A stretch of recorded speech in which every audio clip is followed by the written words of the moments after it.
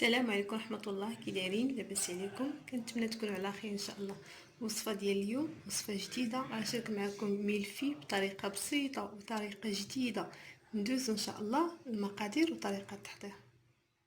المقادير اللي غنحتاجو في العجين مورف ان شاء الله ديال ملفي اللي غنشارك معكم اليوم. غنحتاج جوج لاف ديال الدقيق نوعيه ممتازه. غنحتاج نص كاس ديال الزيت، معلقه سكر، وقرصه ديال الملحه. وعندي هنايا الزبده ديال الطوريق. هنايا عندي باكيه ديال المارغرين فيها 500 غرام، قسمتها على جوج على النص وحكيتها هكا بالحكاكه وخليتها في الثلاجه. هي راه بارده. غندوزو ان شاء الله الطريقه ديال التحضير. غناخذ الزلافه الاولى ديال الدقيق، بسم الله، وناخذ الزلافه الثانيه.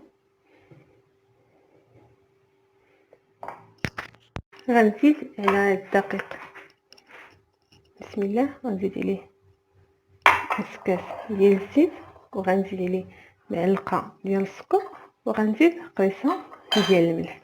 غنحاول نحرك الدقيق مع الزيت بهذه الطريقه هكا. هي راه غنشوف الطريقه اللي غنشارك معكم اليوم ان شاء الله في هذا العجين المورق. فكره بسيطه كيف ديما كنشارك معكم في الوصفات ديالي. ما فيهش بزاف ديال الطرق، ما فيهش بزاف ديال الخدمه، كيف غتلاحظوا معايا، وكيجي مورق وكيجي هكا، كتجي مورقه وفي نفس الوقت مقرمشه.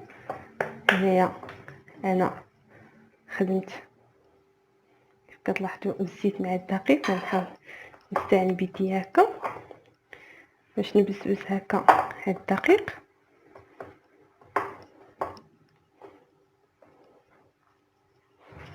غتلاحظوا معايا انا كنخدم وكنحاول هاد الزيت كتخلي الدقيق كله. وعاد غنزيد هاد الزبده. نتوما الزبده راه كانت عندي هكا في الثلاجه بارده. غنحاول غير كندخلها فيها هكا بيديا، حيت من الاسرار ديال هاد العجين ان الزبده تكون هكا بارده، وراه مع التحريك ومع الحراره ديال اليدين هي راه كتزيد. سمحوا لي راه في المكونات ما قلتش لكم نص كاس ديال الحليب، ولكن انا راه غنزيدو، نسيت ما حطيتوش مع المكونات.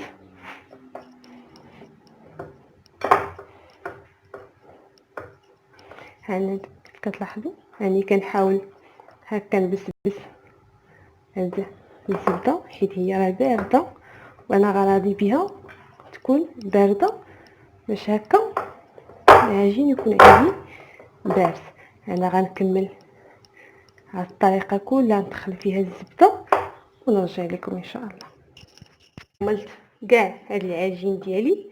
هنايا كيف كتلاحظوا ها هي كاع ترملت بالزبده وشرب ليا الدقيق هكا الزبده. كيف كتعرفوا ان هاد الزليت اللي عندي هنايا كيهزوا تقريبا نص كيلو. بالنسبه للناس اللي كيبغيو العبار هكا بزلافه متوسطه، كل وحده كتهز تقريبا ربعه ديال الدقيق. هانتوما انا كاع رملت هاد الدقيق اللي عندي هنا. انا جبت نص كاس ديال الحليب وغندخلو، ما غاديش نعجنوها، غندخل غير الحليب هكا في العجين بصباعي. هانتوما ما غاديش ما كنعجنوهاش، غير كنحاولوا نخدموا هكا العجين.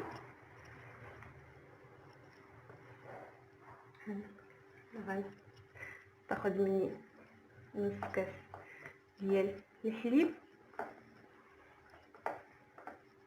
نحاول العجين نخويه هكا في سطح العمل هكا، غنتحكم فيه اكثر باش هكا ما نعجنهاش. نحاول غير انني نجمعها بحال هكا، نحاول نجمع العجين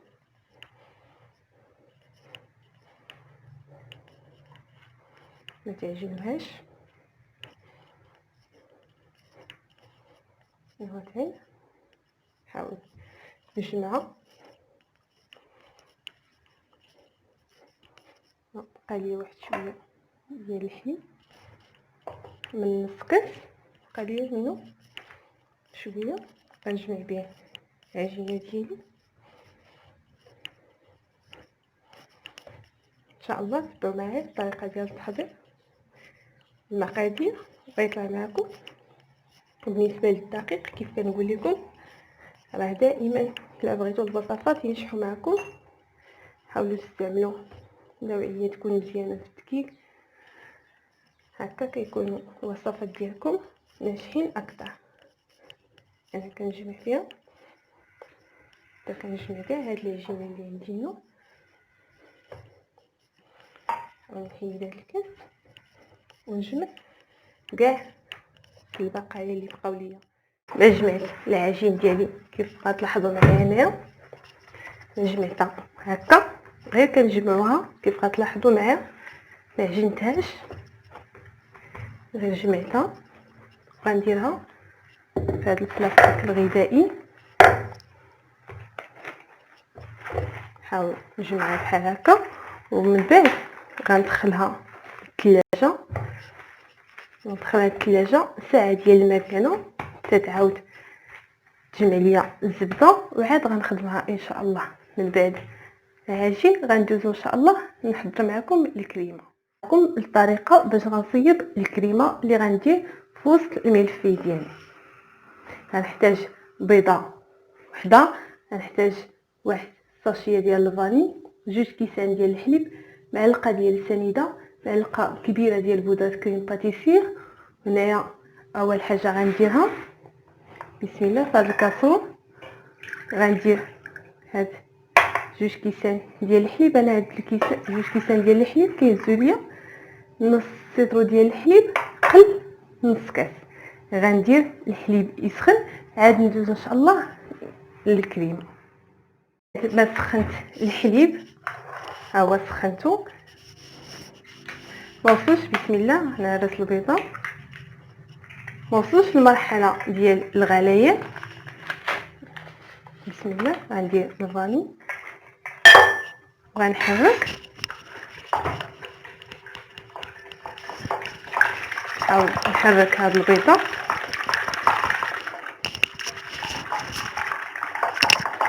هكا. نحرك البيضه مع الفاني كتنسجم ليا، وغنزيد كاس ديال معلقه عفوا ديال سنيده، معلقه كبيره ديال بودره كريم باتيسير. يقدر بلاصه هاد البودره ديال الكريم باتيسير ديروا معلقه كبيره ديال النشا.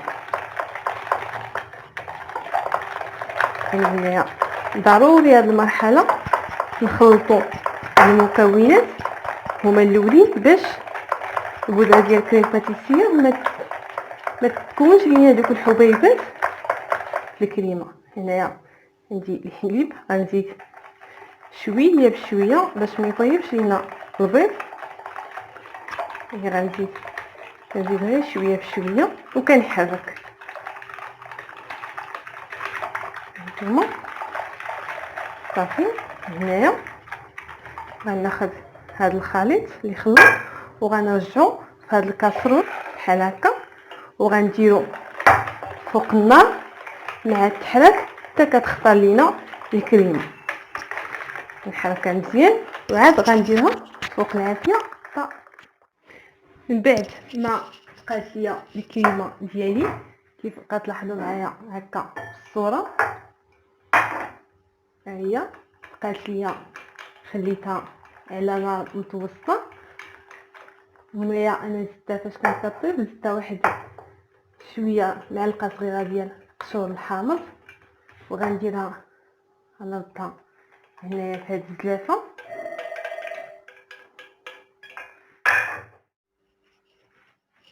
من بعد ما رديت الكلمه ديالي هانتوما كتجي واحد المنطقيه غنزيد عليها واحد معلقه ديال الزبده.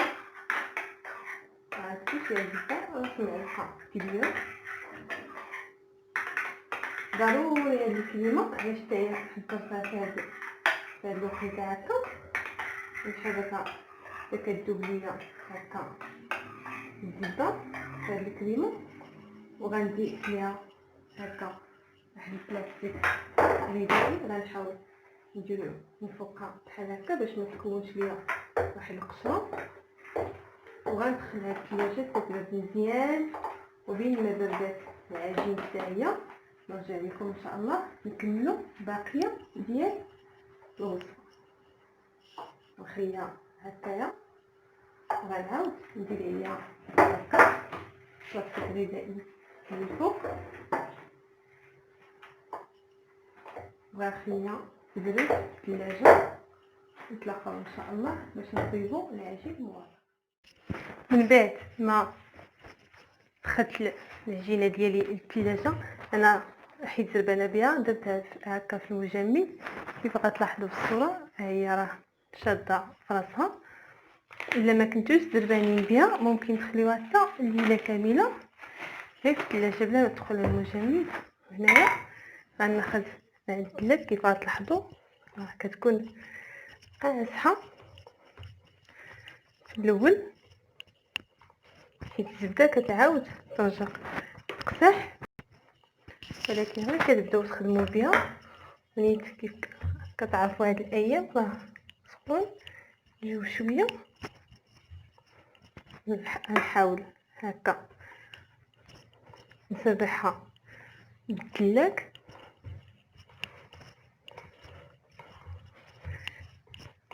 تخافوش منها، راه ماشي شي حاجه اللي صعيبه، غير كتبغي شويه ديال الصبر شويه ديال الخطو ودغيا كتوجد. انا غنبقى كنسرحها هكا بالدلاك حتى كترطب العجين. هادشي علاش في الاول حنا كنعجنوهاش غير كنجمعوها حيت كتخدم هكا بالدلاك. انا غنبقى مع هكا غير تتسرح ليا العجين ان شاء الله ونرجع لكم باش ما يكونش الفيديو طويل. هي العجين بدات كتلقل معايا هكا، كنستعملوا بواحد شويه ديال التكييف كنحاول نسرحها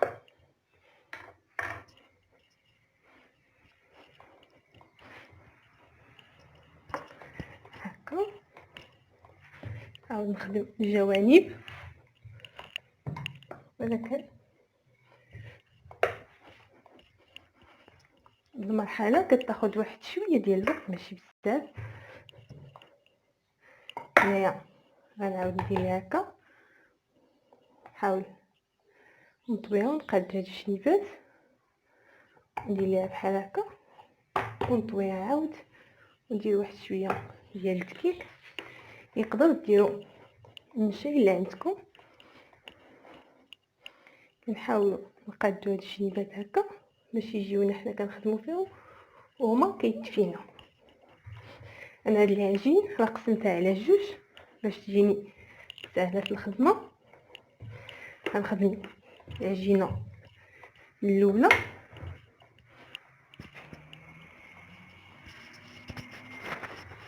هكا. غندير هاد المرحله 4 المرات. المرحله هي الطوري دائما كنستعمل هكا الدقيق. هانتوما حنا كنخدموا والعجينه كتمشى.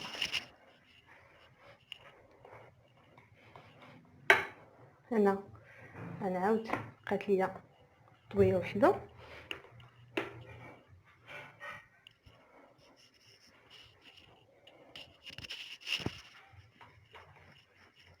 هكا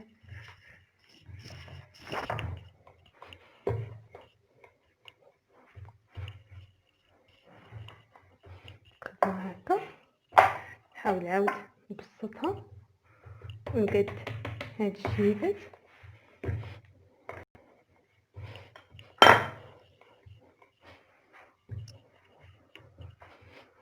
ونعاود نسرحها مزيان.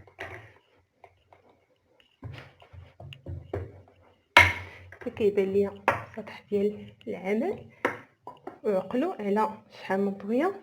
هادي انا طويه ثالثه. نتوما غنحاول نفيني هاد الشنيبات هكا وغنعاود ندير التكيك وغنعاود الطويه الرابعه. غنطوي الطويه الرابعه وغندلكها وغنسرحها عاد ان شاء الله غنشكلها. بعد ما ورقت العجينه ديالي كما قلت لكم الطريقه الرابعه. هنايا صافي هذه اخر طرق بالنسبه لهذا العجين. هنايا عندي واحد اللوحه بغيتها باش نشكل بها شكل مستطيل وفي نفس الوقت شكل يكون شويه صغير. انا بغيتوها بيتها بهذا الحجم هكا. هي كفكره نتوما تستعنوا بشي لوحه هكا باش ناخذوا عليها الاطار مستطيل. غنخدم بحال هكا نحيد هذا العجين هذا غنعاود نطويه بحال هكا وغنخليه تنعاود نخدم به. هانتوما انا هذا هو الشكل اللي بغيت انايا. غناخذها هنايا من بعد ما طابت ليا هكا العجين ديالي كيف كتلاحظوا هكا كطلع مقرمشه وزوينه. كطلع هاد الباط ديال ملفي. غنحضر معكم ان شاء الله دابا الطريقه ديال التزيين. عندي هنايا معلقه الاولى، معلقه 2 معالق ديال السكر سبيسيال. ها هو هاد السكر الخاص كيكون سكر ممتاز. غندير معاه هنايا عصير ديال الحامض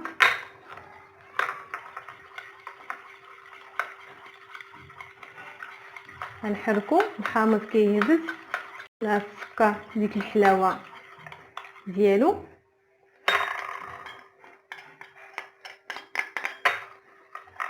غتلاحظوا هنايا 2 معالق ديال السكر بلاصي ممتاز مع معلقه ديال الحامض عصير الحامض. عصير الحامض كيهبط هاد الحلاوه ديال هاد السكر. ما تخافوش منه، ما كيجيش حلو بزاف كيف كتلاحظوا كيطلع هكا. ويقدر بديل هاد السكر هكا الا ما متواجد عندكم ديروا الشوكولاط الابيض. يعني هكا كيكون سهل منه. نحاول ناخذ هذا فوق هذا البلاطو هكا باش يعاوني في الخدمه. غناخذ هذه الكريمه اللي درت في الثلاجه. بسم الله غناخذها غندير معلقه الاولى فوق. شوفوا الكريمه كي كتطلع حتى هي واحد المذاق زوين. خاص الا ضفتوا ليها كيما ضفت ليها انايا. ضفت ليها واحد المعلقه ديال الحامض. غنحاول ننزل الكريمه ديالي هكا. حاولوا مع هاد الباط هكا ديال ملفي الا بغيتو تخدموها حيت ساهله دغيا كتهرس. خدموها غير بالخاطر. كناخذ هاد الثانيه هادي غنديرها فوق الاولى وغندير عليها الكريمه بهذا الشكل. غنحاول نسرح كنسرح فيها اي حاجه سهله ممكن نوجدوها في الدار ديالنا بلا ما نجيبوها على برا. كتفري يكون عندنا شويه ديال الخضر هكا، هكا كنخدموا الحاجه مسهوله. وغندير الطه الثانيه وغنحاول هكا نبرك عليها بيديا. غناخذ عاود الكريمه. انا هنايا درت اللوز حمرته هكا وطحنته باش ندير به من الجوانب.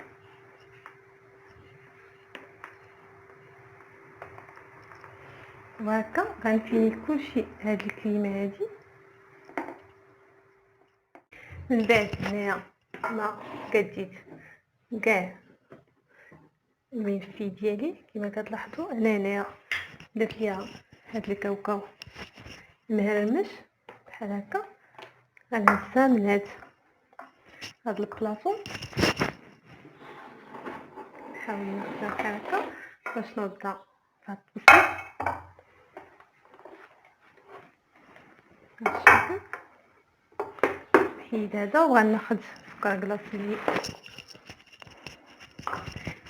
اللي شاركت معكم الطريقه ديال التحضير ديالو. شفتوا كي كيطلع. انا غنحاول نسرحو هكايا فوق الملفي ديالي بهذه الطريقه. هو راه فاش كيدخل للثلاجه حتى هو كيبرد راه كيقسح. الا بغيتو يشد لكم اكثر ويعطيكم اللون اكثر، انا بغيت غير هكا نهرس به هذا اللون ديال الكريمه. داكشي علاش ما كثرتو.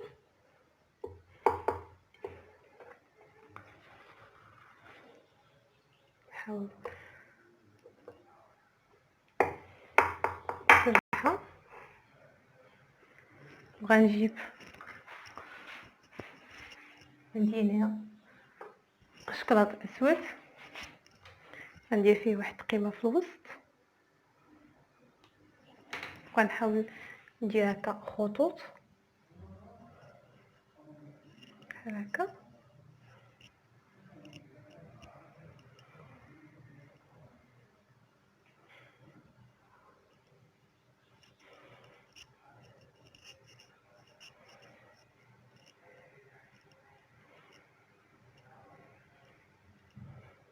هكا غنزينها بهذا الشكلاط. كنكتفي بهذا القدر وغنزيد نفينيها هكا بشويه ديال هاد الكاوكاو من الجوانب.